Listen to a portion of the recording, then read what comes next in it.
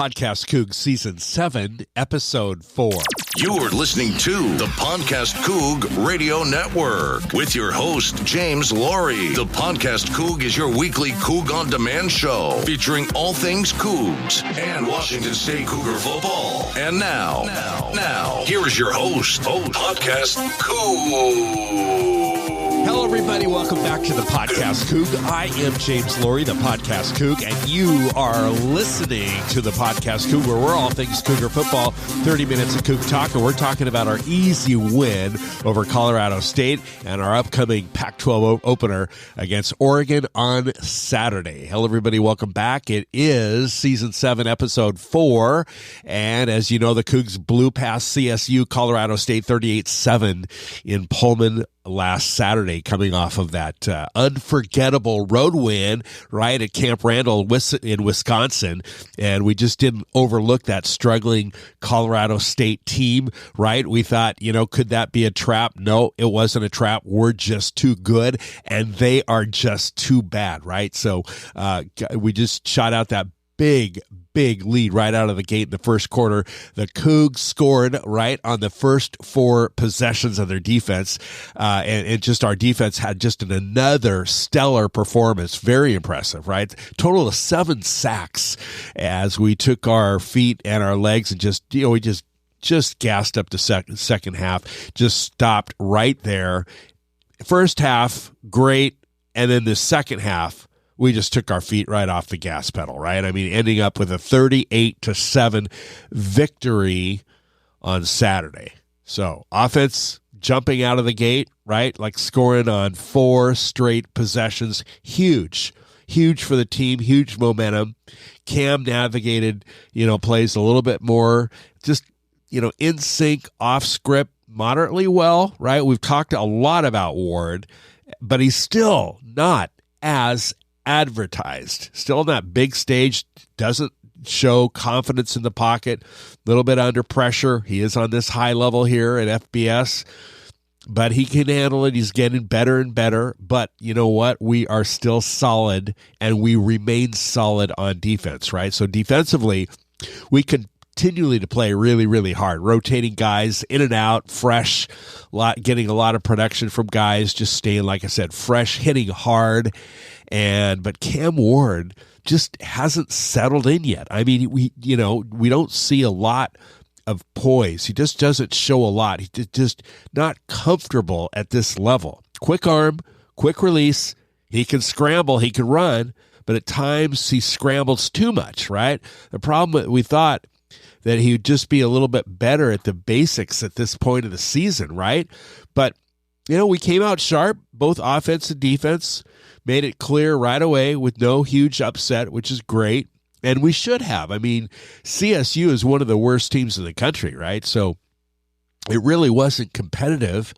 And no one really was expecting CSU to hang with us, the Rams to hang with us, right? Nobody really was. So here we had it, first possession, touchdown. Second possession, TD. Third possession, touchdown. Fourth possession, TD. Right? Pretty cool. That's not bad. Meanwhile, the defense showed up again, right? Colorado State's first 5 possessions went punt, missed field goal, punt, and punt, right? And 7 more sacks on that defense, right? Who put Clay Millen, right, just under the bus for the afternoon, right? Remember now, Clay Millen is the son of Husky Honk. That's KJR's Husky Honk analyst, Hugh Millen, right? So, Clay Millen just was so tired. We just put so much pressure on him. And the first of those 7 sacks came on CSU's first possession, thanks to Deion Henley, right? And Nakia Watson, Jalen Jenkins, and Cannon Katzer. How about those guys, right? They had 22 carries, but on those 22 carries was 163 yards, good for about 7.5 yards per carry. And we've come to expect solid production from Watson, Nakia Watson. And I like Jenkins. I really like Jalen Jenkins. I am waiting for him to just tear it up. Can't wait. But how about Cannon Katzer, right, from Spokane?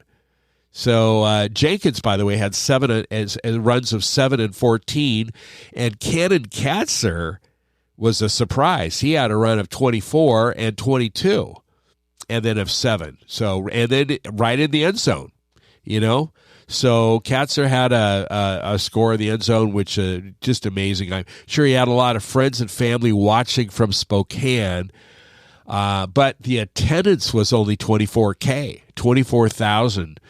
And although this Saturday is expected to be a sellout, right? So back to Cam, right? The guy is talented. He's no Anthony Gordon. And if you know the podcast Coug, my all-time favorite quarterback at Washington State, all-time, is Anthony Gordon. Okay? He is my benchmark. He is the standard, is Anthony Gordon. And are we comparing him to, AG? Yeah, but Cam's a whole different type, right? So, but regardless of the offense, the first half was fun. It was great. Second half, painful, just awful, right? And it's human nature to take off your foot off the gas. It's just human nature when you're up that big first half. Then second half, it was just bad, right?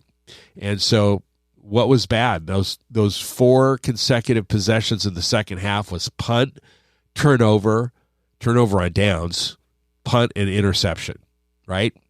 So here, it's interesting. We had touchdown, touchdown, touchdown, touchdown. And then come out in the second half, punt, turnover on downs, punt, interception. So does Ward, how does he handle them? How does he handle pressure well? Well, if we give him time, he can find targets, right?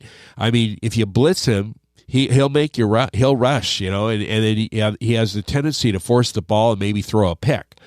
And, he kind of stays in the pocket a little bit too long, and then he can get sacked. A little bit loose of the ball at times, but of course he can run and he can scramble. Remember, I think the speed of the game at this level is significantly faster than Incarnate Word at FCS. So this is a whole different deal. He's adjusting. Might take a while though, and we've been waiting. This is week 4. We're not going to see numbers like AG or Luke Falk, okay, or Gardner Minshew. We're just not going to see it. You are what you are. A tree is known by its fruit. Look outside. That's a Douglas fir, right? That's a cedar tree, right? Or it's a maple. So it is what it is. You call a spade, right? So I don't think we're going to have numbers of 55 points. I just don't see that. No, certainly not Oregon, right? But 38 with CSU, but they're literally a bad football team. And we've just got to put up some big numbers, right? Now, a win is a win, and we squeak by, that's fine. But we've got games ahead, right? We got SC, we've got Utah, and we've got the AC. So all of this is ahead of us, and it starts on Saturday. But seriously, the offense is just not explosive. And Ward, unfortunately, is just not as advertised, right? Now, we got to give Mike Leach credit, right, for finding and developing quality quarterbacks for the air raid. That's one thing about Leach. I mean, he knows, he's got the eye, he knows how to grab and get the right guys for quarterbacks. And that's one thing, I never took it for granted, but a lot of people did, at developing those quality quarterbacks for the air raid, right? So Mike Leach's absence is kind of painful right now, what we're facing, what we have, okay? So we are the first Power 5 team in the last 20 years to start 3-0 with a true top 20 road win and still remain unranked, okay? So just, that's interesting. But, of course, we beat Oregon, and obviously things change, and everything changes when you win, right? So, but you know what? Look at the Northwest. Look at the Northwest. The team that we're talking Oregon is the only the only team that's not undefeated in the Northwest. Very interesting, right? Speaking about Oregon, we're going to talk about the Oregon Ducks coming up next, right here on the second half of the Podcast Coug. Hey, Coug fans. You're podcasting with James Laurie and the PodcastCoug Radio Network. The PodcastCoug is your weekly Coug on Demand show, featuring all things Cougar football in Washington State. To help you get through the week, hit the subscribe button or check us out on iTunes, the App Store, iOS, Google Play, Stitcher, or at PodcastCoug.com. The real estate agent you work with matters, and a great agent helps you own the home of your dreams. And your dreams come true with James Laurie at Coldwell Banker Bain, representing clients like you 24/7, from condos to colonials and everything in between. If you're selling, buying, need a price analysis, or just a contractor referral, ask James, winner of the 2015 through 2019 International Coldwell Banker Diamond Award, with dozens and dozens of 5-star Zillow reviews, and Seattle Magazine's 5-star award winner for 2018 through 2020. James Laurie, Coldwell Banker Bain, at 425-466-3672 or jameslaurie.net. Rock solid results. You're listening to the Podcast Coug. Two running backs in with the quarterback. Signals called. All man in motion going through to the right side. Handoff wings out to the right side. Touchdown, Washington State. You are listening to the Podcast Coug. Welcome back to the second half of the Podcast Coug. I am James Laurie, the Podcast Coug, where we're all things Cougar football, all things Cougs. It's Oregon at Washington State, Pac-12 conference opener. Big Fox, national TV, 1 p.m. Martin Stadium, of course. Cougs 3-0. We're going to open up Pac-12 play at home. Big time matchup against 15th ranked Oregon, and they are 2-1. Of course, they came off of that huge win last week on that 12 blowing out number 12 BYU in Eugene 41-20, and they've got just some efficiency. They used a balanced attack to score on each of their first half possessions. They had a 17-point lead at halftime, and the Ducks led as much as 31 points. In the third quarter, quarterback Bo Nix passed for 13 of 18, 222 yards in Oregon's ground game. It totaled about 234 yards with 43 carries. They basically shut down the Cougars. They're not the Cougs, right? BYU, they are the Cougars, right? They shut down BYU rushing game about to 61 yards. I wouldn't call that shutting them down, but literally they contained BYU's rushing game, right? 61 yards. First head coach first year, right? Dan Lanning, national champion last year on the Georgia. He was Georgia's defensive coordinator, and what happened, right? They painfully suffered that 49-3 blowout loss, opening game against number 3 Georgia to open up the season. And that's interesting that, Dan Lanning was on that national championship team just the season before. And now, of course, is the head coach down at Eugene. Week 2, the Ducks came back literally and blew out Eastern Washington 70-14. And then, of course, last weekend it was BYU. But our defense has emerged, right, to really one of the nation's most disruptive defenses in the country. I think we're number 3, right, in the nation of our defensive front. So it should be good. We rank, the Cougs rank in sacks at number 14. I think second in the nation. We've got 14 sacks, second in tackles for loss at 31. And of course, we're just rotating the 6 edge rushers and 5 defensive tackles. Pretty good. We just do a great job. Deion Henley, right? Just amazing linebacker. One of the best, of course, the best in the Pac-12, and probably one of the best in the country. Definitely a force to reckon with Deion. And, up front, the Cougs match really well against Oregon, right? I mean, literally, they have one of the best offensive lines in the country, no doubt, right? So the Coug raid showed, potential last weekend. If we can put together our passing game, and if we could, just have an advantage over the Ducks secondary, And, it just on downfield, they have lapses in coverage downfield. They surrendered, 368 passing yards to Georgia and their quarterback, Stetson Bennett. Get this, Oregon ranks 114th nationally, okay, in their total passing defense. I mean, they're really, literally one of the worst in passing defense. So we got these guys. It's not all uniform, right? I mean, you've got 5-star players and 4-star players that occasionally play soft, and we always play the Ducks really well, okay? So, the Ducks offensive line, they are the real deal. They haven't given up a sack all season long, right? What is all season long? It's the last 3 weeks, really, but they have not given up one sack. There's only 4 teams in the country that have not given up a sack, and Oregon is one of them, right? So, some people say their O-line is the best in all of college football at this level at FBS. I believe it, right? Their weaknesses, though. Okay, so we're gonna have to rely on our defensive front big time, right? Bo Nix is confident in his game. He knows where he wants to go.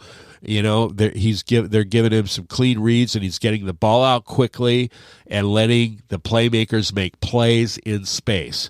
And obviously, we've got our hands full. This is going to be the biggest test, of course, all season long. I think SC is going to be even tougher, but we're just going to focus on Oregon. And, Nix, he transferred from Auburn, right? Tigers, completed 80% of his passes. 499 yards, like 500 yards, 10 touchdowns, 0 turnovers. He is a skilled quarterback, one of the most skilled quarterbacks in the Pac-12. And he just has a command of this offense for the Ducks, Bo Nix, just a total command, completely opposite of Cam, right? So something we need so badly. We're just not seeing it. We don't have it. Bo Nix is capable of making plays with his legs. He scored 3 rushing touchdowns against BYU, and he's surrounded by a lot of speed with skill players. Now, one thing Oregon doesn't have are great receivers, and they never have. You go back a decade, they do not have great receivers. I don't know why they can't recruit guys. Their receivers are okay, nothing great. But not sure why, as far as that's their weakness at the moment. And we can certainly take advantage of that, but they're doing things at a high level, elite level with elite speed, and Coach Manning has won a national championship, right? And they're on a roll, right now. So, last year, if last year the Ducks, we lost 38-24 at Autzen, right? So then they went ahead and improved their record 9-1 after beating the Cougs. And so, they were ranked 3rd in the nation at the time, qualifying for the FBS playoff. But then they got blown out by Utah the following week. So the Cougs are 3-1 against Pac-12 opponents since Dickert has been on board. So think about that. We are 3-1 against the Pac-12 opponents since Dickert has been our coach, right? Even last year. So Ducks are opening up they're a 6-point favorite, and I think that's pretty good. I mean, that's pretty respectable, right? From Las Vegas, 6-point favorite. And we're just going to have to stop the run, right? So they've got 3 guys that are stellar, and we also need to run the ball really, really effectively and really well. By the way, again, as mentioned before, the Ducks are the only team in the Northwest that is not undefeated, right? Oregon State, Washington State are all undefeated. They're the only ones that are not undefeated. Let's keep it that way, right? Believing that the Ducks are 2-2 after Saturday. I'm going to be there. It's going to be hopefully it's going to be an amazing Saturday afternoon. Hey, that's it for episode 4 of season 7 of the Podcast Coug. Thank you so much for listening. It's Washington State and Oregon in Pullman. God bless. We're going to see you on Saturday, and go Cougs. You've been listening to the Podcast Coug with your host, James Laurie. The Podcast Coug is your weekly Coug on Demand show featuring all things Cougs and Washington State Cougar football. This has been a presentation of the Podcast Coug Radio Network. Find us at podcastcoug.com.